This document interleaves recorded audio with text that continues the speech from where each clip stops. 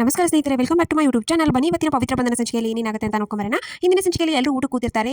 ರಾಧಿಕಾ ಮಾಡಿರೋದು ತುಂಬ ಒಳ್ಳೆ ಸಾಧನೆ ಅಂತ ಎಲ್ಲರೂ ಅಪ್ರಿಷಿಯೇಟ್ ಮಾಡ್ತಿರ್ತಾರೆ. ಅಷ್ಟರಲ್ಲಿ ದೇವ್ ಅದಕ್ಕೆ ನೋಡಿ ಏನಾಗಿದೆ ಅದಕ್ಕೆ ಕೈ ಹಾಗೆ ಕೀ ಮಾಡ್ತಾ ಇದ್ದೀರಾ ಅಂತ ಕೇಳ್ತಾನೆ ದೇವ್. ಆಗ ಸಡನ್ ಆಗಿ ಇಬ್ಬರು ಗಂಡ ಹೆಂಡತಿ ಶಾಕ್ ಆಗಿಬಿಡ್ತಾರೆ. ಏನಿಲ್ಲ, ಅಡುಗೆ ಮಾಡಬೇಕಾದ್ರೆ ಕೈ ಸ್ವಲ್ಪ ಸುಟ್ಕೊಂಡ್ಬಿಟ್ಟಿದೆ ಅಷ್ಟೇ ಅಂತ ಹೇಳ್ತಾನೆ. ಹೌದಾ, ಏನಾಯಿತು ಏನು ಅಂತ ಹೇಳಿ ರಜತ್ ತುಂಬ ಆ್ಯಕ್ಟಿಂಗ್ ಮಾಡ್ತಾ ನಾನೇ ಊಟ ಮಾಡಿಸ್ತೀನಿ ಅಂತ ಹೇಳಿ ಮಾಡಿಸ್ತಾನೆ. ಆಮೇಲೆ ದೇವ್ ಊಟ ಮುಗಿಸಿ ಅಲ್ಲಿಂದ ಎದ್ದೋಗ್ತಾನೆ. ಹಿಂದೆಯಿಂದ ಅವ್ರ ಅಮ್ಮ ಕೂಡ ರಾಧಿಕಾ ಬರ್ತಾಳೆ.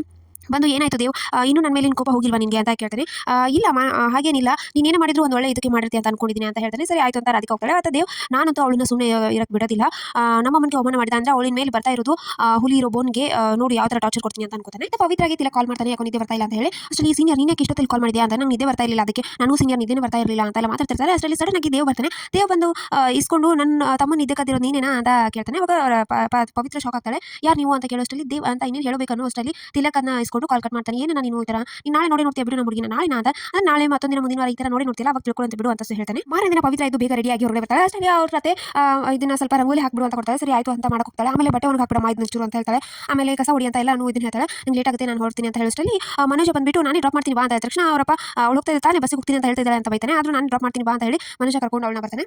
ನಮ್ರತಾ ಆಫೀಸಲ್ಲಿ ದೇವ್ ಯಾಕೋ ಹಿಂಗೆ ಮಾಡ್ತಾ ಇದ್ದೆ, ನನ್ನ ಕೈಗೆ ಸಿಗ್ತಾ ಇಲ್ವಲ್ಲ, ತಿಲಕಿಂದ ಇಷ್ಟೆಲ್ಲ ಆಗ್ತಾ ಇದೆ, ನಾನು ಸುಮ್ಮನೆ ಬಿಡೋದಿಲ್ಲ ಅಂತ ಮಾತಾಡ್ತಿರ್ತಾಳೆ. ಅಷ್ಟರಲ್ಲಿ ಅವಳು ಪಿ ಎ ಬರ್ತಾಳೆ. ಬಂದು ಏನು ನಿನಗೆ ಡೋರ್ ನಾಕ್ ಮಾಡಬೇಕು ಅಂತ ಗೊತ್ತಿಲ್ವಾ? ಇಲ್ಲ ಮೇಡಮ್, ಇವತ್ತು ಹೊಸದಾಗಿ ಪವಿತ್ರ ಬರ್ತಿದ್ದ ಅಲ್ವಾ, ಅವಳು ಹೊಸದಾಗಿ ಬಂದೋದೆಲ್ಲ ವೆಲ್ಕಮ್ ಮಾಡ್ತೀವಲ್ಲ, ಅದು ಯಾವ ಥರ ಮಾಡೋದು, ಅವಳಿಗೆ ಯಾವ ವೆಲ್ಕಮ್ 4 ದಿನ ಇರೋಳಿಗೆ ಅವಳು ಬರೋ ಹೋಗೋ ಟೈಮಿಂಗ್ ಎಲ್ಲ ನೋಟ್ ಮಾಡ್ಕೊಂತ ನಮ್ರತಾ ಬೈತಾಳೆ. ಇದು ಹೊರಗಡೆ ಮನೋಜ ಪವಿತ್ರ ಡ್ರಾಪ್ ಮಾಡ್ತಾನೆ. ಇದೇ ಖುಷಿಗೆ ಏನು ಇಲ್ವಾ ಅಂತ ಮನೋಜ್ ಕೇಳ್ತಾನೆ. ಅಷ್ಟರಲ್ಲಿ ಪವಿತ್ರ ಟೈಮ್ ನೋಡಿ ಓಕೆ ಬಾಯ್ ಅಂತ ಅಲ್ಲಿಂದ ಓಡ್ತಿರ್ತಾಳೆ. ಅಷ್ಟರಲ್ಲಿ ದೇವ್ ಕೂಡ ಬರ್ತಾನೆ. ದೇವ್ ಲಿಫ್ಟ್ ಒಳಗೆ ಹೋಗಿ ಕ್ಲೋಸ್ ಆಗ್ತಿರುತ್ತೆ. ಅಷ್ಟರಲ್ಲಿ ಪವಿತ್ರ ಬಂದು ಓಪನ್ ಮಾಡಿ ಅಂತ ಕೇಳಿದ್ರು ದೇವ್ ಸುಮ್ಮನೆ ಹೋಗ್ತಾನೆ. ಆಮೇಲೆ ಟೈಮ್ ಆಗಿದೆ ಅಂತ ಪವಿತ್ರ ಮೆಟ್ಲು ಹತ್ಕೊಂಡು ಹೋಗಿ ಸರಿಯಾಗಿ 9:30ಗೆ ಲಾಗಿನ್ ಆಗ್ತಾಳೆ. ಹಬ್ಬ 9:30 ಆಯಿತು ಅಂತ ಹೋಗಿ ಕೂತ್ಕೊಂಡಿರ್ತಾಳೆ. ಅಷ್ಟರಲ್ಲಿ ನಮ್ರತಾ ಬಿ ಕರೆಕ್ಟ್ ಆಗಿ ಬಂದಿದೆಯಾ ಅಂತ ಅನ್ಕೋತಿರ್ತಾಳೆ. ಅಷ್ಟರಲ್ಲಿ ದೇವ್ ತಂದು ನೀರು ಇಟ್ಟಿರ್ತಾನೆ. ಏನು ಸ್ವಲ್ಪ ಹೊತ್ತು ಲಿಫ್ಟ್ ಹೋಲ್ಡ್ ಮಾಡಿದ್ರೆ ಏನಾಗ್ತಿತ್ತು, ಕೊಬ್ಬು ದುಡ್ಡಿರೋರ್ಗಿಲ್ಲ ಅಂತ ಮಾತಾಡ್ತಾ ಸಡನ್ ಆಗಿ ದೇವ್ನ ಎದುರುಗಡೆ ಇರ್ತಾನೆ. ಆವಾಗ ಎದ್ದು ನಿಂತಿರ್ತಾಳೆ. ಎಲ್ಲರೂ ಕರೀತಾರೆ. ದೇವ್ ನಮ್ರತಾ ಎಲ್ಲರೂ ಕರೆದು ಒಂದು ನೆಕ್ಸ್ಟ್ ವೀಕು ನಮ್ಮದು ಇಂಪಾರ್ಟೆಂಟ್ ಚೀನಾ ಪ್ರಾಜೆಕ್ಟ್ ಇದೆ, ಅದನ್ನ ಎಲ್ಲರೂ ಸರಿಯಾಗಿ ಮಾಡಬೇಕು, ಯಾರು ಇದು ಕರೆಕ್ಟ್ ಇದು ಮಾಡಲಿಲ್ಲ ಅಂತಂದ್ರೆ 31 ದಿನ ಅಲ್ಲ 30 ಸೆಕೆಂಡ್ಗೆ ಫೈರ್ ಮಾಡಿಬಿಡ್ತೀನಿ ಅಂತ ದೇವೆಲ್ಲ ಬೈತಾನೆ. ನೀವು ನನಗೆ ಹೇಳ್ತಾ ಇರೋದು ಅಂತ ಪವಿತ್ರ ಅನ್ಕೋತಾಳೆ. ಯಾರಿಗಾದ್ರೂ ಏನಾದರೂ ಡೌಟ್ ಇದೆಯಾ ಅಂತ ಕೇಳಿದ ತಕ್ಷಣ ಪವಿತ್ರ ಕೈ ಎತ್ತಾಳೆ. ಇನ್ನು ಪ್ರಾಜೆಕ್ಟ್ ಬಗ್ಗೆ ನಿನಗೆ ಗೊತ್ತೇ ಇಲ್ಲ, ನೀನೇನು ಡೌಟ್ ಅಂತ, ನಾನು ಎಲ್ಲಿ ಕೂತ್ಕೋಬೇಕು ಅಂತ ಕೇಳ್ತಾಳೆ. ಅದಕ್ಕೆ ಆಫೀಸಲ್ಲಿ ಇರ್ತಾರೆ. ಅದಕ್ಕೆ ದೇವ್ ಇದೇನು ಸ್ಟ್ಯಾಂಡ್ ಅಪ್ ಕಾಮಿಡಿ ನಡ್ತಾ ಇದೆ, ಹೋಗಿ ಎಲ್ಲರೂ ಕೆಲಸ ಮಾಡಿ ಅಂತ ಬೈತಾನೆ.